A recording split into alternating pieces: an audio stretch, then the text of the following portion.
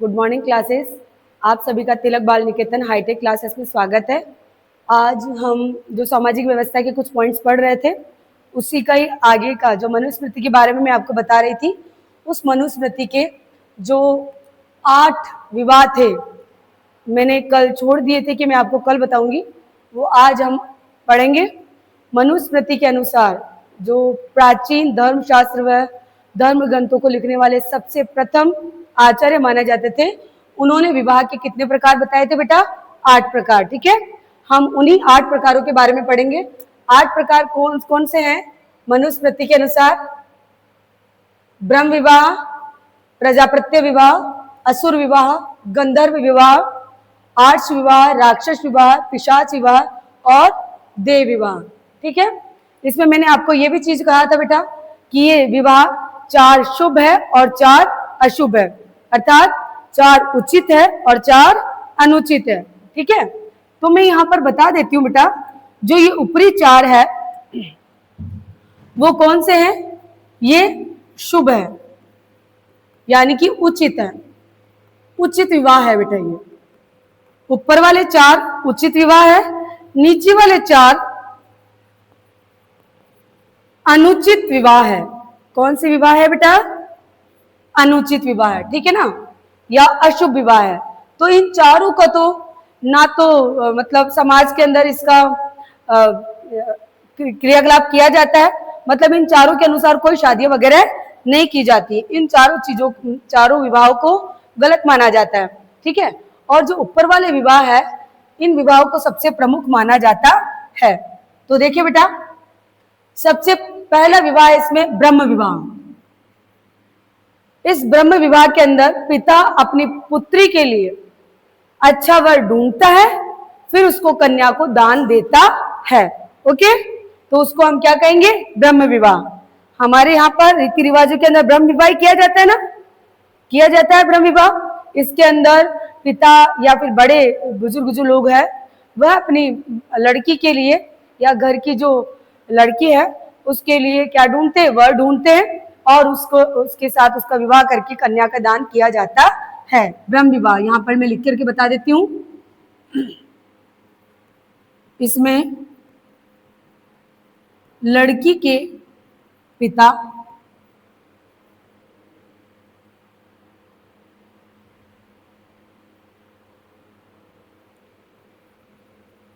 अच्छा वर ढूंढकर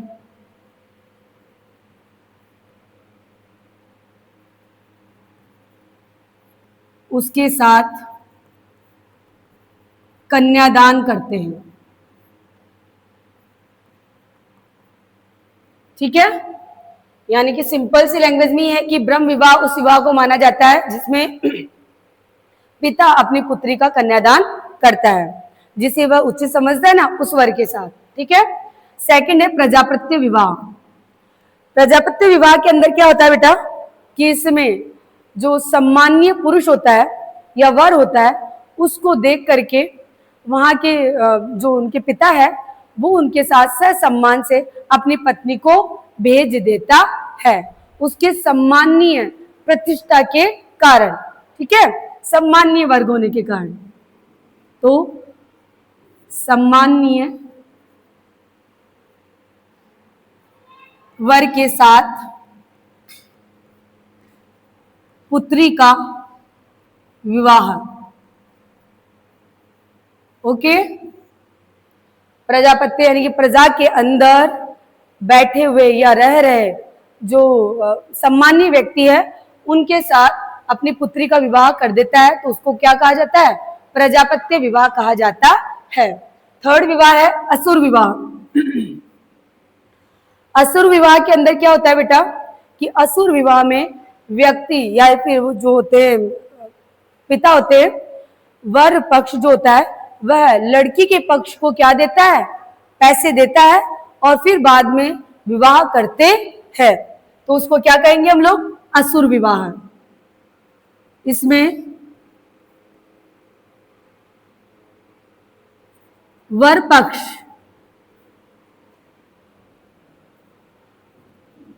वधु पक्ष के लोगों को भेंट देकर विवाह करते हैं। अर्थात कन्या इसमें भेंट नहीं देगी बेटा वर को, यानी कन्या के द्वारा दहेज नहीं दिया जाता है। यहाँ पर दहेज उल्टा कौन देगा? असुर विवाह में वर के द्वारा दिया जाता है। ठीक है, कन्या के परिवार को वर के द्वारा उनको दहेज दिया जाता है, तो उसको हम क्या कहेंगे बेटा? असुर विवाह। अब लास्ट है आर्ष विवाह। आर्ष विवाह किसे कहते हैं बेटा? तो आर्ष विवाह के अंदर आएगा कि जब लड़का व लड़की काम इच्छा के द्वारा या प्रेम विवाह कर लेते हैं ना एक दूसरे को पसंद करके, तो उसको ही क्या कहा जाता है? आर्ष विवाह कहा जाता है। लड़के व लड़की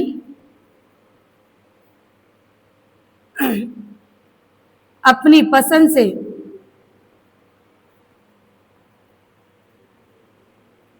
विवाह करते हैं, उसे हम क्या कहेंगे? आर्ष विवाह कहेंगे। ठीक है, सॉरी गंधर्व विवाह कहेंगे। सॉरी मेरे से बोलने में आ गया, आर्ष विवाह नहीं कहेंगे बेटा, उसको क्या कहेंगे? गंधर्व विवाह। ठीक है, 4 नंबर के जो ऊपर है ब्रह्म विवाह, अभी भी मैंने बताया ब्रह्म विवाह, इसमें पिता ही अपनी लड़की के लिए वर ढूंढेगा और उसके साथ अपनी लड़की का कन्यादान कर देगा।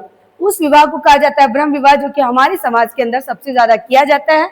फिर सेकंड है प्रजापत्य विवाह, यानी प्रजा के अंदर जो सम्मानीय व्यक्ति होता है उसको वर के रूप में ढूंढता है, फिर अपनी वधू का हाथ उसके हाथ में देकर के सम्मानीय तरीके से उसका विवाह कर दिया जाता है। थर्ड विवाह है असुर विवाह। इसमें वर पक्ष वधु पक्ष के लोगों को भेंट देकर के कन्या को लेके आते हैं, अर्थात दहेज वधु पक्ष न देकर के वर पक्ष देगा। आ गया समझ में? यानी दूल्हा और दूल्हे के परिवार वाले दुल्हन के परिवार वालों को क्या देते हैं? भेंट या दहेज वगैरह देंगे और बदले में लड़की को लेकर के आएंगे। और लास्ट है 4th गंधर्व विवाह। इसमें लड़के व लड़की आपस में प्रेम संबंध बनाते हैं और इससे वो दोनों एक दोनों को पसंद कर करके फिर बाद में शादी करते हैं, जैसे कि अभी चलता है प्रेम विवाह। ठीक है, अब नेक्स्ट है इसके अंदर आर्ष विवाह, राक्षस विवाह और पिशाच विवाह, देव विवाह। ये विवाह बेटा क्या माने जाते हैं? अनुचित माने जाते हैं, अनुचित माने जाते हैं। इन विवाहों में ये होता है बेटा राक्षस विवाह। राक्षस विवाह के अंदर ये होता है कि कोई भी व्यक्ति, जैसे राक्षस कभी किसी को उठा करके लेके जा सकता है, होता है ना, कभी किसी को उठा करके लेके जा सकता है, उनके साथ गलत कर सकता है या फिर उसको मार सकता है। तो इसी तरह से कोई व्यक्ति अगर किसी लड़की को जबरदस्ती से उठा करके लेके जाता है, फिर उससे विवाह करता है या गलत व्यवहार करता है, तो उसको कहा जाता है राक्षस विवाह। और एक होता है आर्ष विवाह। आर्ष विवाह के अंतर्गत व्यक्ति, जो लड़की व लड़का होते हैं, इसके अंदर मतलब सामाजिक क्रियाकलाप को ना अपना करके वो लोग क्या करते हैं? उनके साथ गलत संबंध स्थापित कर करके उनको विवाह की दृष्टि से मतलब विवाह करके फिर बाद में उसको छोड़ दिया जाता है, तो उसको विवाह को क्या कहा जाता है? आर्ष विवाह। एक होता है पिशाच विवाह। इसके अंदर पिशाच मतलब जो भूत पूर्व माने जाते हैं ना, भूत वगैरह, ये ऐसे पिशाचों के द्वारा किसी लड़की को वश में करके और उससे विवाह कर लेना। जैसे अभी हम लोग आसपास में देखते हैं कि भाई इसमें किसी का प्रभाव हो गया या इसमें कोई आत्मा का प्रभाव हो गया, होता है ना, बोलते हैं ना, और इसने इसको वश में कर रखा है इसलिए मेरी लड़की भाग गई, मेरा लड़की का ऐसे हो गया। तो वो चीज जो प्राचीन समय में उस विवाह को कहा जाता था पिशाच विवाह। इसमें किसी ऊपरी हवा का प्रभाव होने के बाद में वह जो परवर्ती जो क्या कहते हैं उसको, ऊपरी हवा जो है वह उस लड़की के साथ विवाह कर लेती है, तो उसको कहा जाता है पिशाच विवाह। और देव विवाह, इसमें यही कहा जाता है देव विवाह के अंदर कि मतलब अपनी प्रतिष्ठा के अनुसार बिना किसी को कुछ कहे, है ना, बिना किसी को कुछ समझे या कहे, वह अपनी मन मर्जी से और अपनी कठोरता से उससे विवाह कर लेना ही क्या कहा जाता है? देव विवाह कहा जाता है। इसलिए ये चारों विवाह क्या माने जाते हैं बेटा? अनुचित माने जाते हैं, क्योंकि इन विवाह को करना मतलब समाज के अंदर गंदगी फैलाने लायक होगा। इसलिए इन विवाह का बिल्कुल भी क्या नहीं किया जाता है? चारों ओर प्रचार प्रसार नहीं किया जाता है, बल्कि सीक्रेट में रखा जाता है। लेकिन ये 4 विवाह सबसे प्रमुख विवाह आते हैं। इन विवाह का प्रचलन ही आज तक हमारे यहाँ समाज में किया जा रहा है। वापस से एक बार देख ले बेटा अच्छी तरह से कि मनुस्मृति के अनुसार विवाह के कितने प्रकार बताए गए? 8 प्रकार। 8 प्रकार के अंदर 4 प्रकार उचित है और 4 प्रकार कैसे है बेटा? अनुचित है। ठीक है, 4 उचित कौन से हैं? ब्रह्म विवाह, प्रजापत्य विवाह, असुर विवाह और गंधर्व विवाह। इन चारों प्रकार के विवाह हमारे समाज में देखे जाते हैं। लेकिन ये जो नीचे वाले 4 विवाह है, आर्ष विवाह, राक्षस विवाह, पिशाच विवाह और देव विवाह, ये विवाह हमारे समाज में देखे नहीं जाते, क्योंकि ये ब्राह्मणों व आचार्य मुनि के द्वारा अनुचित माने गए हैं। नेक्स्ट देखते हैं बेटा हम लोग कि आचार्य मनु ने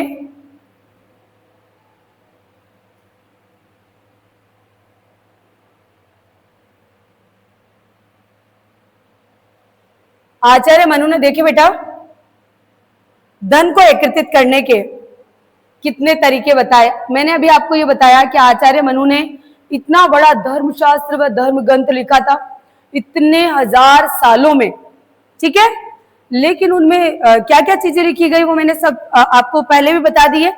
अब इसमें हमने अभी भी विवाह पढ़े, अब हम ये पढ़ते हैं कि वह स्त्री व पुरुष को किस प्रकार से धन करना अच्छी तरह से माना जाता है, ठीक है, और कितने प्रकार से वह धन अर्जित कर सकते वो शुभ है, बाकी गलत होंगे।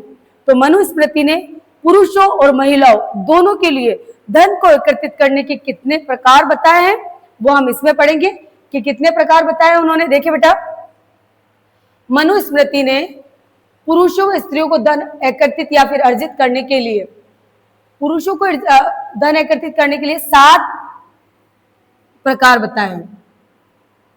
धन एकत्रित करने के लिए,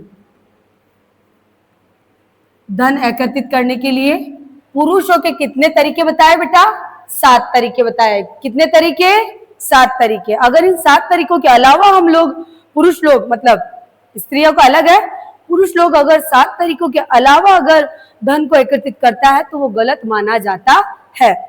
तो देखिए बेटा 7 तरीके कौन से? एक तो विरासत में, अगर उसको अपने पिताजी दादा वगैरह विरासत में मिली होती है ना जागीरी, उसको कहा जाता है विरासत। उस तरीके से भी उसको धन एकत्रित करना या धन प्राप्त कर सकता है। खोज के द्वारा, अगर वह कहीं पर खोज करने जाता है और उसको कहीं कुछ मिल जाता है तो वह धन उसका ही कहलाएगा। आगे समझ में? तो वह धन भी उसका ही होगा।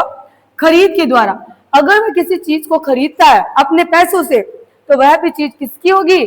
उसकी खुद की ही होगी। जैसे प्लाट वगैरह या फिर कई प्रकार के वाहन वगैरह खरीदे जाते हैं तो वो उसके किसके होंगे बेटा? पुरुष के ही होंगे। नेक्स्ट देखते हैं विजय प्राप्त करके, जैसे वह अगर किसी से लड़ाई या फिर किसी चीज को जीत करके हासिल करता है तो वह भी धन किसका होगा बेटा? उसका, पुरुष का होगा। नेक्स्ट है निवेश करके, अगर कोई उद्योग धंधा उसने खोला है, उसमें खर्चा वगैरह करके फिर बाद में उससे पैसा कमा रहा है तो वह भी उसके लिए सबसे उचित साधन होगा। अभी जैसे व्यापार वगैरह करते हैं तो क्या व्यापार में अपने आप ही पैसा आ जाता है? क्या नहीं आता है ना। हम लोग क्या करते हैं, उसमें पैसा निवेश करते हैं। निवेश का मतलब होता है खर्च करते हैं। खर्च करने के बाद में हमारे को वापस से पैसा मिलता है। तो निवेश करके भी पैसा कमाया जा सकता है। कार्य द्वारा, जैसे अगर कोई और काम नहीं है तो वह कोई भी कार्य कर सकता है। जैसे मैं पढ़ा करके आपको पैसा कमा रही हूँ, हो रहा है ना, तो ये मेरा कार्य के द्वारा ही है। कोई कहा जाता है कि कोई खाना बना करके कर रहा है, कोई कारीगरी करके कर रहा है, कोई अन्य जो भी है बढ़ाईगिरी वगैरह काम कर करके पैसा कमा रहा है, तो वह कार्य के द्वारा ही होगा। सज्जनों द्वारा दी गई भेंट, अगर कोई उनके जानने करने वाले व्यक्ति या सज्जन व्यक्ति के द्वारा अगर उनको भेंट दी जाती है उनकी खुद की अपनी पर्सनल समझ के, तो वह भी उसी पुरुष की मानी जाएगी। आगे समझ में? तो इन 7 प्रकार से अगर धन को वह एकत्रित करता है तो वह उचित है, और इन 7 प्रकार के अन्य तरीके से अगर वो लूटा खसोट आता है ना, लूट खसोट या फिर चौगुना ब्याज वगैरह करके या फिर किसी को मार दहाड़ करके इस तरह से पैसा कमाना अनुचित माना जाता है। ओके तो देखिए इसमें मनुस्मृति के अनुसार ये 7 तरीके थे पुरुषों को पैसे कमाने के। और अब इधर देखिए बेटा, महिलाओं को धन एकत्रित करने के कितने तरीके बताए गए हैं? महिलाओं को धन एकत्रित करने के 6 तरीके बताए गए हैं। कितने तरीके बताए गए हैं? 6 तरीके, है ना। 6 तरीके में सबसे पहला तरीका आ जाएगा इसके अंदर। कौन सा तरीका? वैवाहिक अग्नि के सामने दी गई भेंट, यानी जब उसका विवाह होता है, ओके, और वह जो उस समय विवाह करते हैं, तो विवाह के समय में, कन्यादान के समय में मिलता है ना उसको पैसा, तो वो पैसा किसी और का नहीं है, या पति वगैरह कोई अन्य लोग नहीं रख सकते। वो किसका होगा पैसा? कन्या का ही होगा। जिस कन्या की शादी हो रही है उसी कन्या का वो पैसा होगा। वधु गमन के समय भेंट, जब वधु विवाह करके अपने पति के साथ जाती है तो उसके घर वाले उसको भेंट देते ना, जैसे दहेज वगैरह देते, तो वो दहेज भी किसका होगा? वधु का ही होगा या महिला का होगा। स्नेह के प्रतीक के रूप में मिली भेंट, घर परिवार वाले आसपास के लोग प्रेम के रूप में किसी को भेंट देते, जैसे बर्थडे भेंट, ठीक है, होते हैं ना, बर्थडे भेंट देते ना, या सालगिरह भेंट, या शादी के रूप में दी गई भेंट। अन्य प्रकार की कई भेंटें जो स्त्री को मिलती है वह उसके लिए धन एकत्रित करने की प्रमुख है। माता पिता आदि भाइयों द्वारा दी गई भेंट, अगर वह अपने घर परिवार में जाती है, माता पिता उसको जब भी कोई भेंट देते हैं, पैसे देते हैं, कपड़े देते हैं, गहने देते हैं, कुछ भी देते हैं, तो वो पर्सनल किसकी मानी जाएगी? स्त्री या महिला की ही मानी जाएगी। वो भेंट पुरुषों की नहीं होगी। ठीक है। अब नेक्स्ट है परवर्ती काल में मिली भेंट, यानी कि परवर्ती काल यानी बाद में जो भी उसको आने जाने वाले लोग या प्रियजन लोग या फिर उसके सगे संबंधी उनको आकर के क्या देते हैं? भेंट या उपहार देते, तो वो भी किसके होंगे? महिला के ही होंगे। पति से प्राप्त भेंट, और पति के द्वारा जो भी उसको दिया जाता है वो भी किसका होगा? पर्सनल, उस महिला का ही होगा। और ये इतने प्रकार से, जिन 6 प्रकार से उसको पैसा या भेंट मिल रही है, उस पर किसी का भी अधिकार नहीं होता। ओनली फॉर किसका अधिकार होता है बेटा? महिला का, जिसको दिया गया है उसका ही अधिकार होगा। आ गया समझ में? एक बार वापस से फिर रिवीजन कर लेते हैं हम लोग कि मनुस्मृति के अनुसार पुरुषों व स्त्रियों को धन एकत्रित करने के अलग अलग तरीके बताए गए हैं कि पुरुष किस तरीके से अपना धन को अर्जित कर सकता है और महिला किस तरीके से अपने धन को अर्जित कर सकती है। तो हम लोग इसमें सबसे पहले किसका पढ़े थे? पुरुष कितने प्रकार से अर्जित करता है बेटा? 7 प्रकार से। ठीक है। और महिलाएं कितने प्रकार से करती है? 6 प्रकार से। ये तो जान गए। पुरुषों के 7 प्रकार मैंने यहाँ पर बता दिए कि विरासत में मिली हुई, खोज में मिली हुई, खरीद में मिली हुई, विजय प्राप्त करके मिली हुई, निवेश में मिली हुई और या कार्य के द्वारा मिली हुई, सज्जनों द्वारा दी गई भेंट आदि। ये 7 प्रकार के द्वारा जब वह भेंट लेता है या फिर धन एकत्रित करता है तो वो उसकी मानी जाएगी। ओके। और महिलाओं के द्वारा, महिलाओं को जो धन एकत्रित करने के सिर्फ 6 ही प्रकार बताए गए, 6 ही तरीके बताए गए। इसके अलावा वह अन्य प्रकार से पैसे नहीं ले सकती। तो देखिए बेटा, जैसे वैवाहिक अग्नि यानी कन्यादान के समय में दी गई भेंट, वधु जब अपने घर से जाती है तब दी गई भेंट, स्नेह के प्रतीक के रूप में भेंट यानी प्रेम के रूप में दी जाने वाली भेंट, भाई बहन माता पिता द्वारा दी गई भेंट, परवर्ती काल में मिट्टी भेंट यानी आने वाले समय में जो भी उसको भेंट या उपहार मिलता है वो उसकी खुद की पर्सनल होगी, और पति से प्राप्त भेंट, जो भी प्रति उसको अपने प्रेम पूर्ण कोई भी अगर गिफ्ट वगैरह कुछ देता है तो उसका ही माना जाएगा। यानी अगर जो महिला का धन है वह पुरुष इस्तेमाल नहीं कर सकता, ये प्राचीन समय में माना जाता था। आ गया समझ में आपको ये बेटा? ओके। अब हम पढ़ेंगे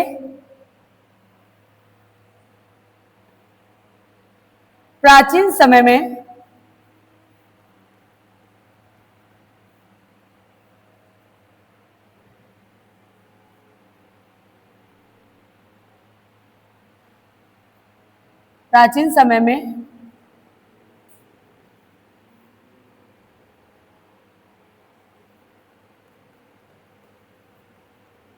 प्रणालियों के अनुसार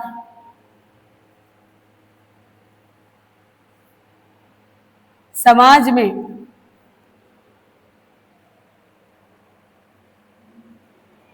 मातृसत्तात्मक व पितृसत्तात्मक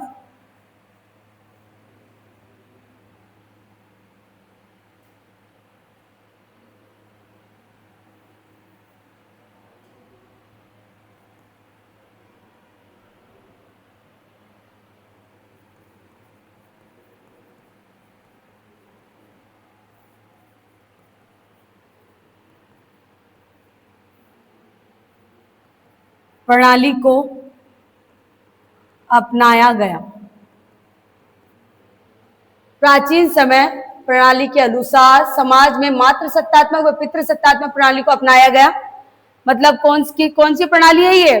अगर इसमें पितृ सत्तात्मक मातृ सत्तात्मक मतलब अगर पिता की मृत्यु हो जाती है समाज के अंदर, अगर पिता या फिर उसके घर परिवार के सबसे बड़े व्यक्ति की मृत्यु हो जाती है तो उसका वंशज कौन होगा? वंशज ये प्रणाली कैसी थी? वंशज प्रणाली, ये वंशज प्रणाली थी। ठीक है, इस वंशज प्रणाली में अगर किसी पिता की मृत्यु हो जाती है तो उसके पूरे धन या उसका पूरा जो भी पूरा का पूरा धन वगैरह या विरासत में जो भी भवन वगैरह सारा है वो सब कुछ किसके नाम होगा बेटा? उसके पुत्र के नाम। आज भी यही चल रही आ रही है परंपरा कि अगर पिता की मृत्यु हो जाती है तो उसके पुत्र को वो सारा का सारा भार सौंप दिया जाता है। कहीं कहीं पर ही है बेटा कि कहीं पर मातृ सत्तात्मक प्रणाली को अपनाया जाता है, वरना सबसे ज्यादा किस प्रणाली को अपनाया जाता है? पितृ सत्तात्मक प्रणाली को। तो मैं यहाँ पर बता देती हूँ कि पितृ सत्तात्मक प्रणाली किसे कहते हैं।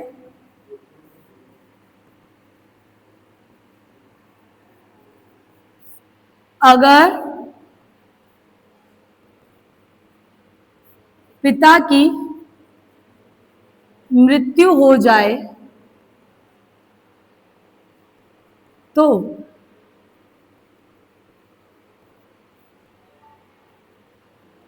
उसके धन या गद्दी पर पुत्र या पौत्र या प्रपौत्र का अधिकार होगा।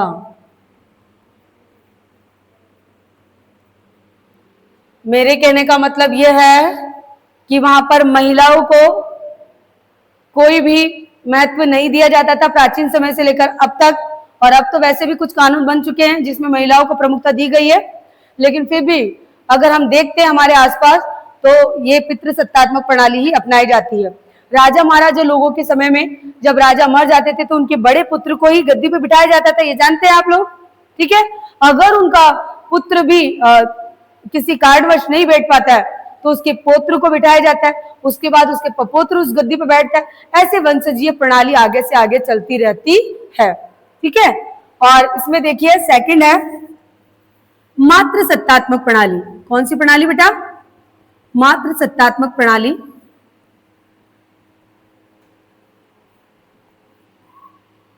इस प्रणाली के तहत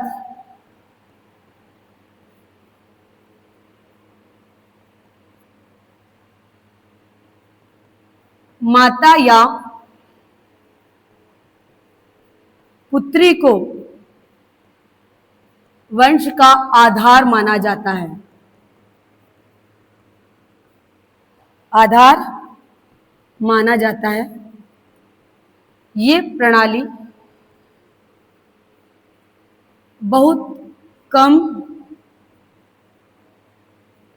जगह अपनाई गई है।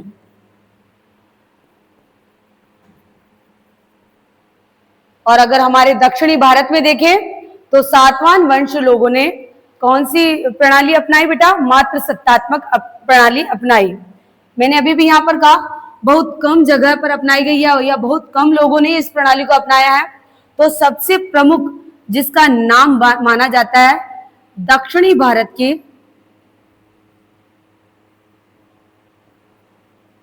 सातवाहन शासक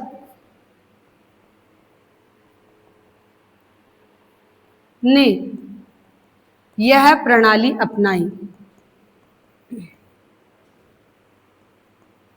किसने अपनाई बेटा? सातवाहन शासकों ने यह प्रणाली अपनाई, अर्थात अपने नाम के आगे अपनी माता का नाम धारण किया, यानी कि गौतमी पुत्र श्री सातकर्णी सातवाहन वंश के थे ये। ठीक है, अपने नाम के आगे उन्होंने अपनी माता का सरनेम या माता का नाम का प्रयोग किया। हम लोग देखते हैं हमारे नाम के आगे अभी तक हम तो देखते आ रहे हैं कि हमारे नाम के आगे जो है अपने पिता दादा वगैरह इनका नाम चलता है, पितृसत्तात्मक प्रणाली के आधार पर चलता है। लेकिन ये एकमात्र ऐसी शासक थे जिन्होंने मातृसत्तात्मक प्रणाली को अपनाया और अपने नाम के आगे माता के नाम को उचित समझा या माता के नाम को अपने सरनेम के आगे लगाया। ठीक है, यह आपको समझ में आ चुका है। प्राचीन समय में मनुस्मृति के अंदर जो वंशजीय प्रणाली कितने प्रकार की थी? 2 प्रकार की, मातृसत्तात्मक और पितृसत्तात्मक। ये प्रणाली क्या होती है? वंशजीय प्रणाली अर्थात अगर किसी पिता की मृत्यु हो जाती है तो उसके वंशज के अंदर कौन गद्दी पे बैठेगा या उसके धन का कौन जो है धारण करके या फिर उसका भार कौन ग्रहण करेगा। तो प्राचीन समय से ये चलती आ रही है कि पिता की मृत्यु के बाद में उसका पुत्र ही उसकी पूरी संपत्ति का आधार होगा या फिर उसकी पूरी संपत्ति का प्रमुख व्यक्ति माना जाएगा। अगर उसका पुत्र नहीं हो तो उसका पौत्र या फिर उसका प्रपौत्र ही उस गद्दी का प्रमुख बनता है। ये राजा महाराजा से लेकर के डाउन से डाउन लोग या फिर समाज वर्गीय लोग जो है इनको अपनाते हैं। और मातृसत्तात्मक प्रणाली जिसके अंदर इस प्रणाली के अंदर क्या होता है कि इसमें माता या पुत्री को वंश का आधार माना जाता है, जो कि ये वाला जो मातृसत्तात्मक प्रणाली है बहुत कम ही लोग समाज के अंदर अपनाते हैं। जिसमें हमारे दक्षिणी भारत का अगर जाना माना अगर उदाहरण देखा जाए तो दक्षिणी भारत के सातवां शासक ने अपनी मातृसत्तात्मक प्रणाली को अपनाया और अपने उसके सामने आगे किसके नाम के आगे? अपने नाम के आगे अपनी माता का नाम का प्रयोग किया। ठीक है, अर्थात अपनी पूरी संपत्ति का आधार अपनी माता को बनाया उनके पिता की मृत्यु के बाद। ओके, आज हमारा मनुस्मृति व धर्मशास्त्रों से संबंधित पूरा समाजीय वर्ग का पॉइंट क्लियर होता है। अब हम नेक्स्ट जो वीडियो बनाएंगे या फिर नेक्स्ट जो पढ़ाई करेंगे वो अगले कुछ पॉइंट की होगी। ठीक है, और इसको हम लोग अच्छी तरह से समझ चुके हैं। ठीक है, और आप भी इसको अच्छी तरह समझ लेना और इसमें कमेंट करके बताना कि जो आचार्य मनुस्मृति को जो लिखा गया था, आचार्य ने लिखा था, आचार्य मनु ने, उसके अंदर विवाह के कितने प्रकार बताए गए हैं, वह कितने प्रकार शुभ है, वह कितने प्रकार अशुभ है। आप जल्द से जल्द उसके अंदर कमेंट करके बताएं कि इसमें कितने प्रकार शुभ है व कितने प्रकार अशुभ है। Okay, thank you.